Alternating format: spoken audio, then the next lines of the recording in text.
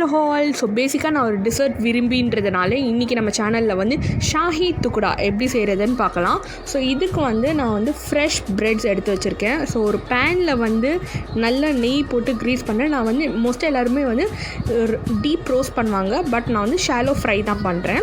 So இந்த மாதிரி நல்லா ஃப்ரை பண்ணி எடுத்துட்டத பிறகு நான் வந்து ஒரு பேனில் வந்து சக்கரை தண்ணி வச்சுருக்கேன். ஸோ சுகர் கோட்டிங் ஜஸ்ட் ஒரு செகண்ட் வந்து டிப் பண்ணி சுகர் கோட்டிங் கொடுத்து எடுத்துகிட்டு ஒரு பக்கம் வச்சிடலாம். நல்லா இது வந்து நல்லா சாஃப்ட் ஆகும் அண்டு சுகர் வந்து இன்னும் நல்லா உள்ளே போகும்.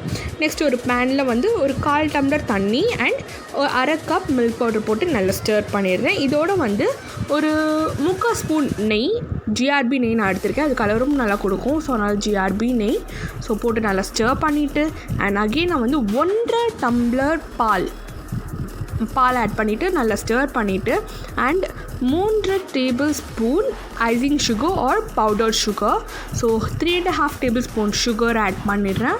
அதையும் நல்லா ஸ்டர் பண்ணிவிட்டு நல்லா பாயிலிங் பாயிண்ட் வந்த பிறகு முந்திரி நான் வந்து நல்லா ஃபைனாக சாப் பண்ணி வச்சுருக்கிற கேஷ்யூ நட்ஸ் வந்து ஆட் பண்ணுறேன். ஸோ அது நல்ல ஒரு ரிச்னஸ் தரும்.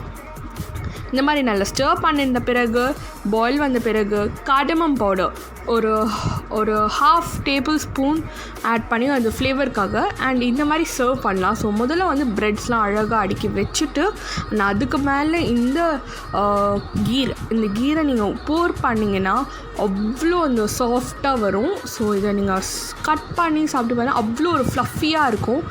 ஸோ இந்த ரெசிபியை உங்கள் வீட்டில் ட்ரை பண்ணிவிட்டு எப்படி இருக்குன்னு மறக்காமல் கமெண்ட் செக்ஷனில் கமெண்ட் பண்ணுங்கள்.